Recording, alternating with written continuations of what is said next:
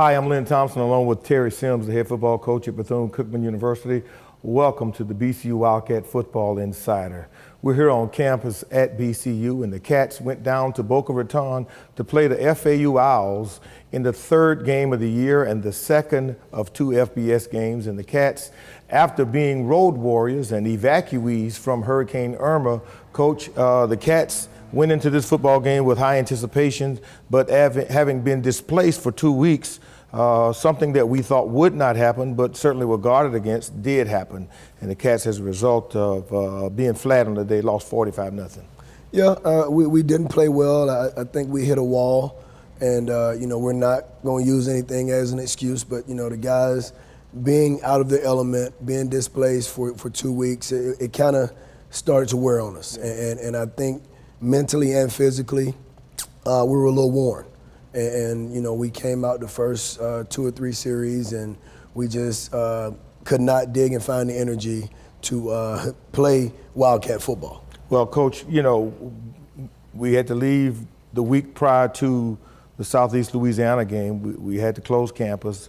Football team was held here, left early to go to Baton Rouge, stayed there for 3 additional days after that emotional win on the road, came back to Daytona Beach. The campus was shut down, without power on campus.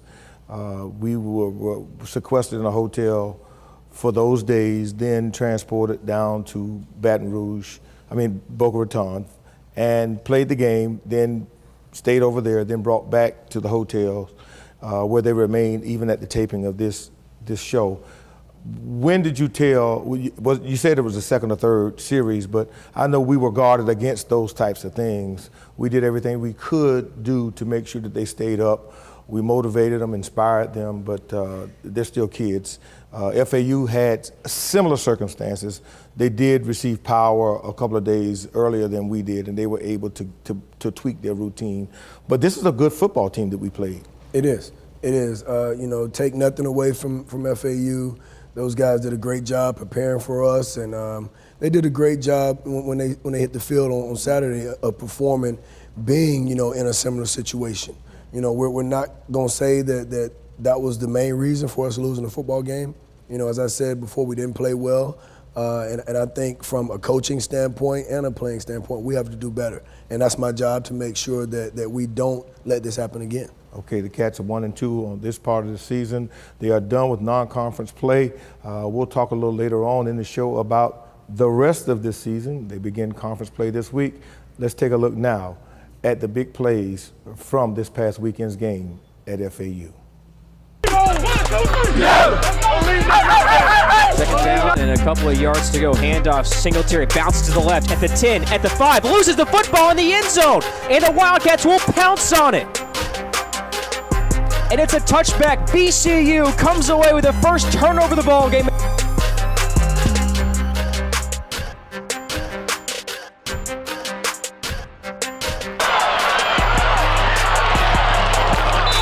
Brim races under his center, Chris Adams, and the quarterback sneak has a first down as he gets 2 yards out to the 36-yard line.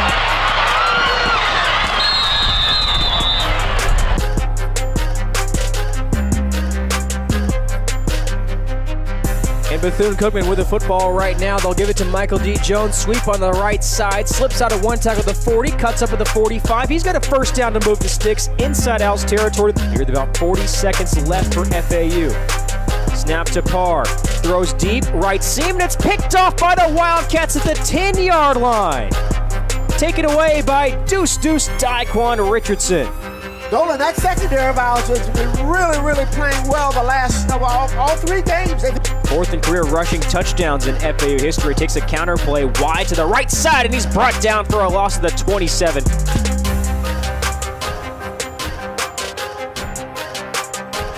Third down and 5 from the 26-yard line. Parr wants to throw. Pressure comes, slips out of a sack at the 30, but he's brought down to the 29-yard line. Trenton Bridges, fool me once, but don't fool me twice, and it's 4th down.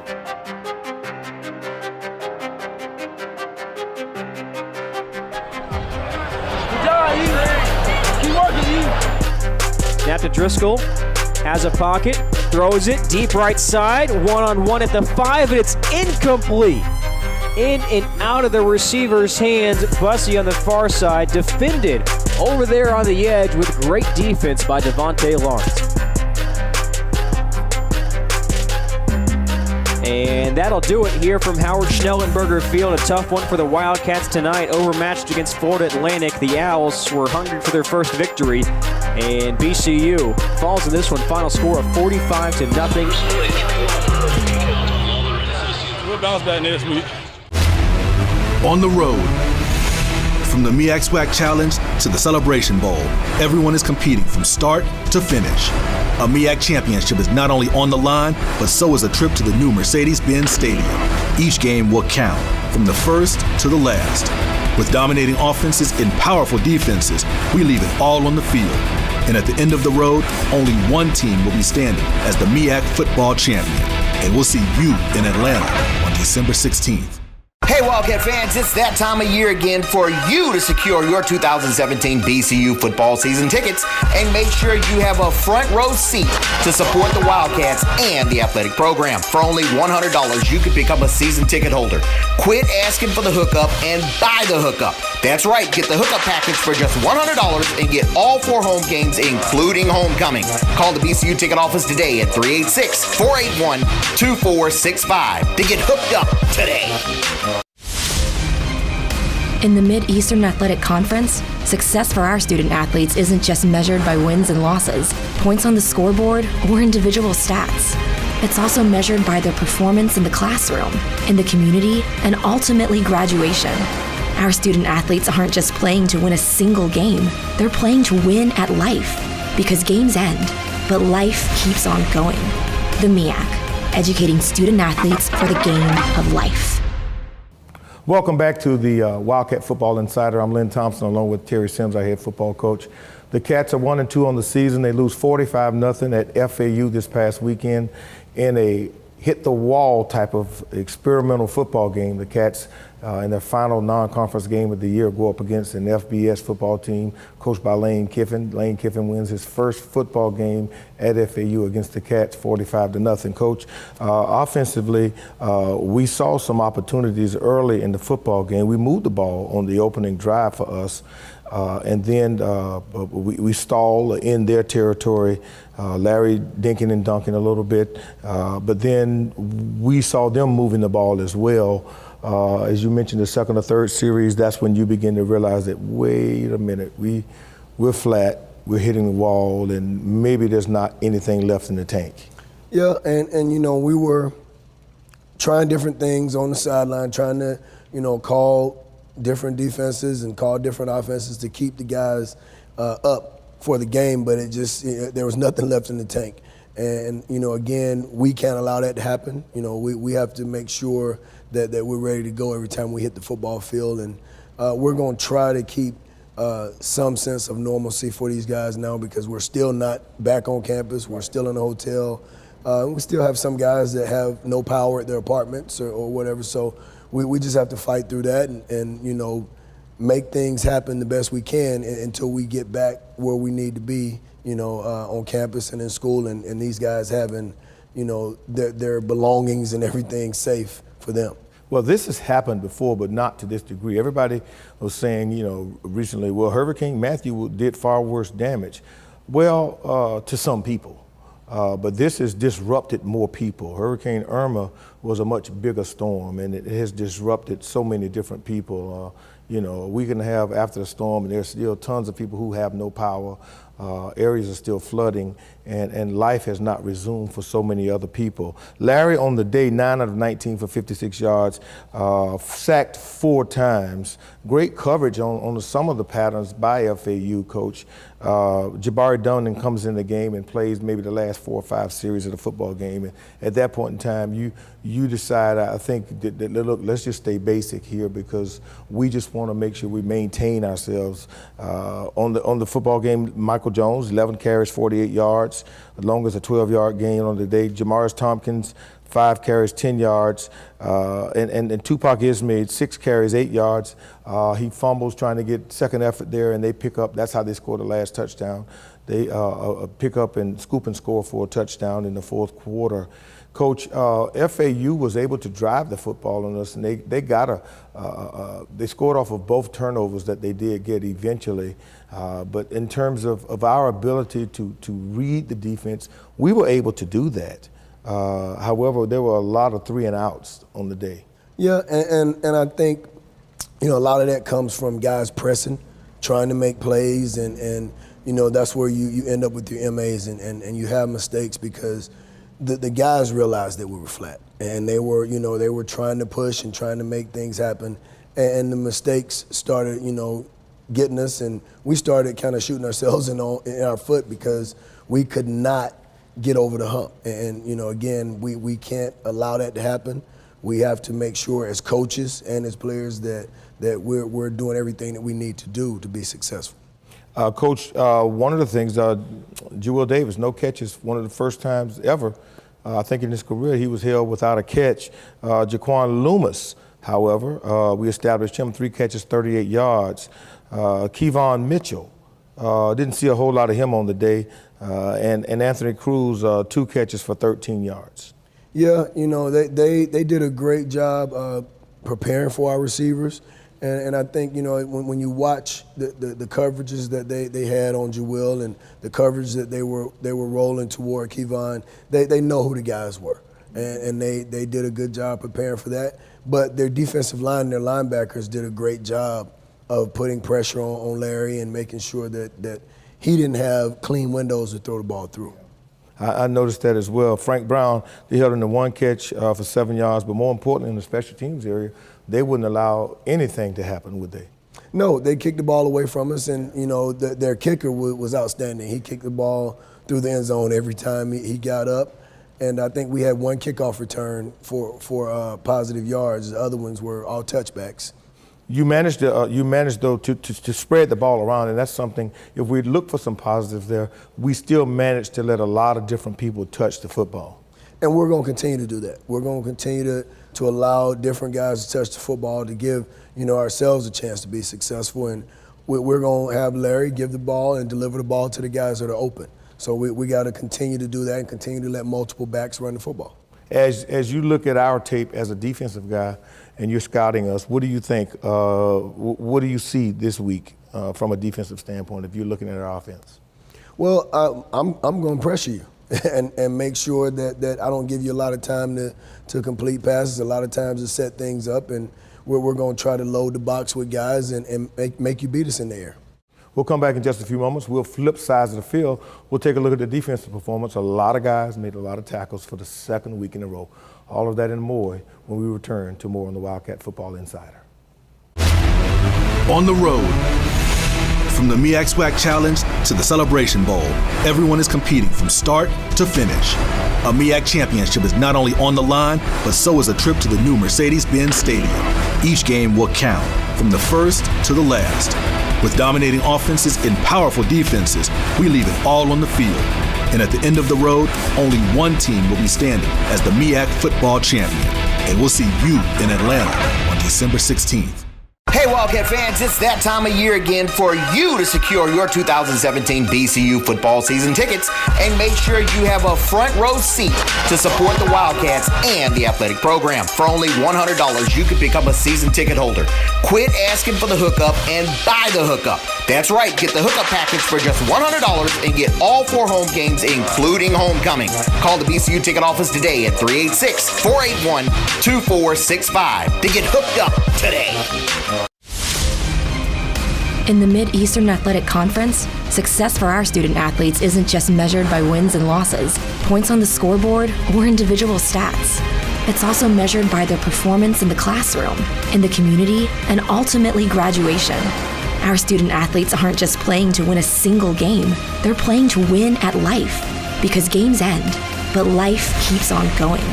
The MEAC, educating student athletes for the game of life. Welcome back to the second half of the BCU Wildcat Football Insider. Lynn Thompson along with Terry Sims. We're discussing the loss at FAU this week. The Cats are 1-2 on the year, and we're done with non-conference play. As we take a look ahead now to the MEAC conference schedule, the Cats will open up conference play this week in Washington, D.C. against the Howard Bison.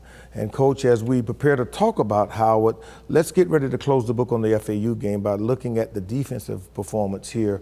A lot of football players played defensively and had a lot of different players making tremendous tackles.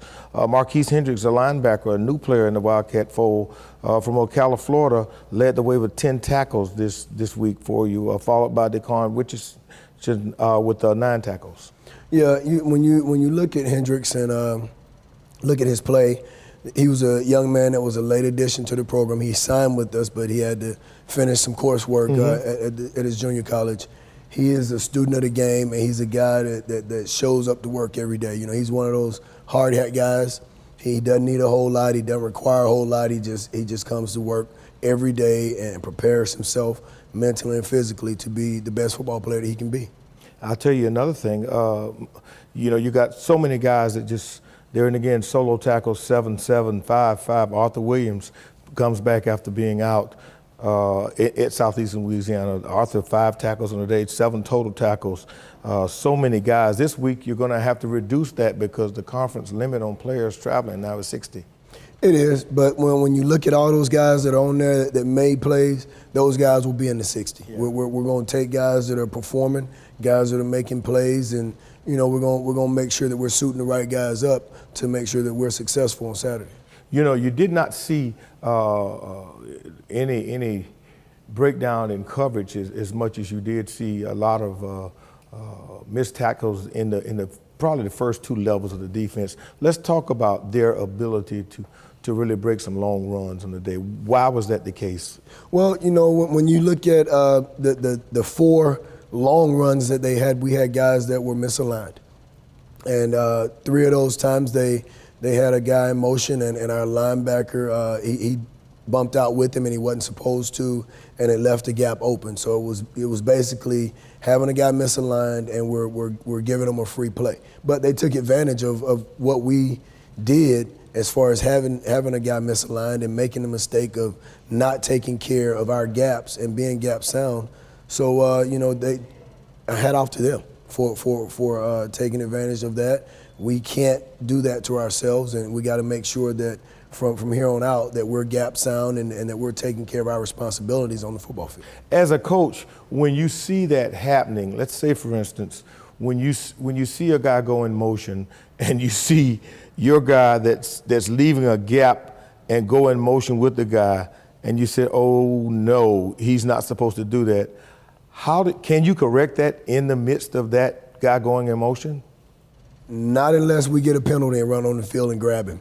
It's really nothing that you can do. You would hope that one of the safeties makes him right, but you know, in 2 of those instances, the guy that was in motion and the backer going with him, the backer took himself out of position to actually take the running back who he had man-to-man in coverage. Mm-hmm. So really, it's not a whole lot that you can do with that. Just hopes that someone else covers him up and makes him right in that situation. And that's so for the fans out there, that's the purpose of the guy going in motion. Correct, to pull that guy. And that's what offenses do. They send that guy, and we call it biting the cheese. And our guy that took the motion all 3 times, you know, it was different situations in the game. They were not all at the same time, and you know, it ended up costing us. Interesting information. Coach, you had a big interception at the end of the first half when they were driving to try to score. I think it was 21-0 then, and I think it was Dequan comes up with a pick, wasn't it? Yeah, and you know, Dequan had a good day. He had a personal foul. What they tried to call it a personal foul, but it was just pass interference, really, once they ended up reviewing it. I don't know how much it was pass interference, but, you know, we can't make those calls. That's what the officials are there for. And you know, they had a questionable no call on their touchdown when their tight end was wide open. They had a receiver that cracked outside in on Dequan, and that's against the rules. That's a foul. You cannot come outside in. And he was pleading his case to the official because the guy was so wide open. I mean, it was just there's no way possible for that guy to be that wide open. Correct. And, the officials told me, well, they missed it. If that did happen, that it was a foul. But, they missed the call. And when things like that happen, you just have to keep playing and keep moving. You can't dwell on it because it's going to take away from the next series. Well, we did see they did call an offensive pass interference and later on in the football game on them where there was a big push-off on a touchdown pass that they did call back. Yeah, and Elliott Miller was lined up on their biggest receiver. He was 6'3", 6'4", about 230 pounds.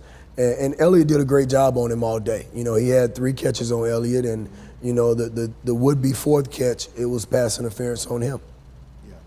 Well, defensively, we had a great effort, Coach. There just was not enough in the tank from the 10-day experience. But nonetheless, the Cats come out of non-conference play 1-2, and now we turn our attention to the drive to the Celebration Bowl. We'll come back in just a few moments and talk about MEAC conference play beginning this week in the nation's capital. On the road, from the MEAC SWAC Challenge to the Celebration Bowl, everyone is competing from start to finish. A MEAC championship is not only on the line, but so is a trip to the new Mercedes-Benz Stadium. Each game will count, from the first to the last. With dominating offenses and powerful defenses, we leave it all on the field. And at the end of the road, only one team will be standing as the MEAC football champion. And we'll see you in Atlanta on December 16th. Hey Wildcat fans, it's that time of year again for you to secure your 2017 BCU football season tickets and make sure you have a front row seat to support the Wildcats and the athletic program. For only $100, you can become a season ticket holder. Quit asking for the hookup and buy the hookup. That's right, get the hookup package for just $100 and get all 4 home games, including homecoming. Call the BCU ticket office today at 386-481-2465 to get hooked up today. In the Mid-Eastern Athletic Conference, success for our student athletes isn't just measured by wins and losses, points on the scoreboard, or individual stats. It's also measured by their performance in the classroom, in the community, and ultimately graduation. Our student athletes aren't just playing to win a single game, they're playing to win at life. Because games end, but life keeps on going. The MEAC, educating student athletes for the game of life. The DNA of Bethune-Cookman comes from the heart of a great woman whose legacy lives on today in each and every Wildcat. I leave you love. I leave you hope.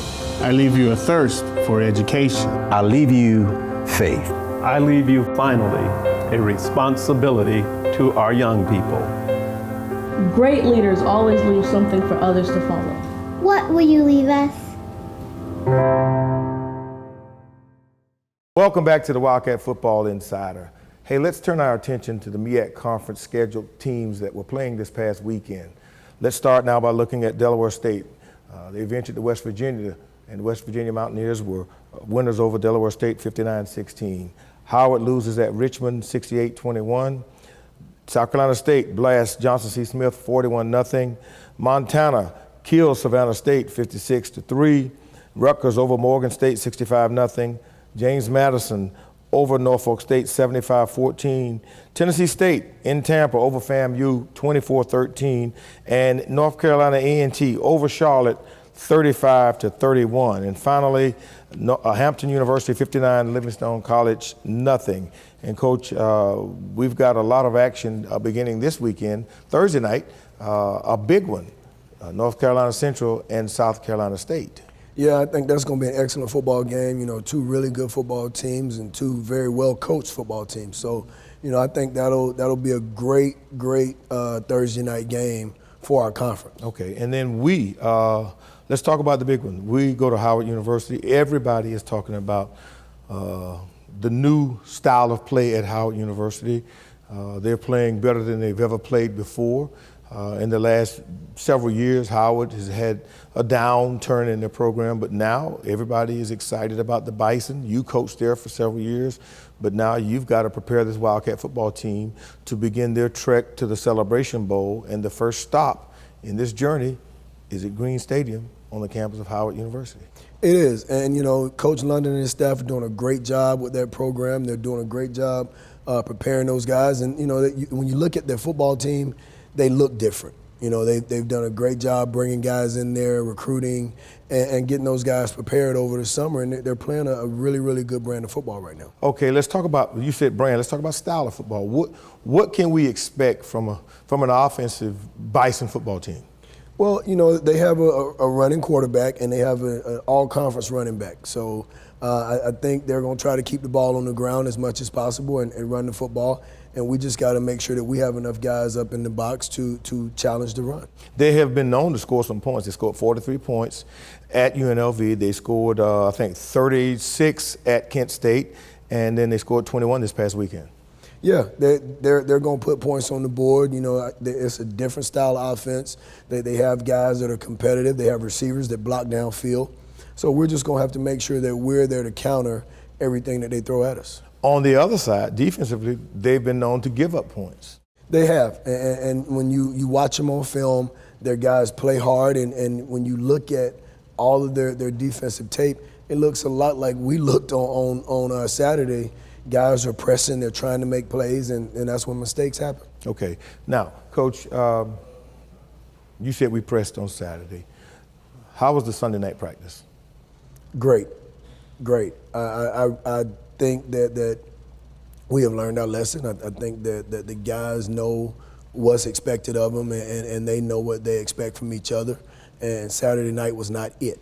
So, you know, I think when you look at the energy and the discipline that those guys had last night, and the attention to detail in the correction period, in the intro to Howard period, we didn't have any guys that were not locked in and focused on the job at hand. Okay, Coach, after 3 weeks on the schedule, in real terms, we've played 3 teams, 2 teams that were FBS level and 1 that was a top 20 caliber FCS team. In your professional opinion, how do we measure up? I think we measure up pretty good. You know, I don't, you know, you look at the Miami game, and until the fourth quarter, you know, we were still gunning in that game and still competing. And I think the guys competed throughout the fourth quarter. You know, they ended up pulling away late in that game. And, you know, the Southeastern game, we fought. You know, the guys did not give up, and we ended up, you know, coming back and winning that game. And, you know, yesterday or on Saturday, I don't really think that the guys gave up and they were not trying on the field. We just didn't have anything left in the tank. So, you know, I think we measure up well. I think our game speed is where it needs to be. And I think we're going to put an exciting product on the field on Saturday. Okay, we're looking forward to that. Thanks, Coach. For those of you who won't be able to go with us to Washington, D.C., make sure you catch it all on the Cat Eye Network. Hey, Thursday night, catch Terry Sims at the 90 Degree Sports Bar here in Daytona Beach for the Terry Sims Show. If not, make sure you can log into the Cat Eye Network to watch us or listen to us. Don't forget to purchase your season tickets for the home opener the week after this week as the Cats will host Savannah State. For Terry Sims and the Wildcats, I'm Lynn Thompson. We'll see you at the ball game.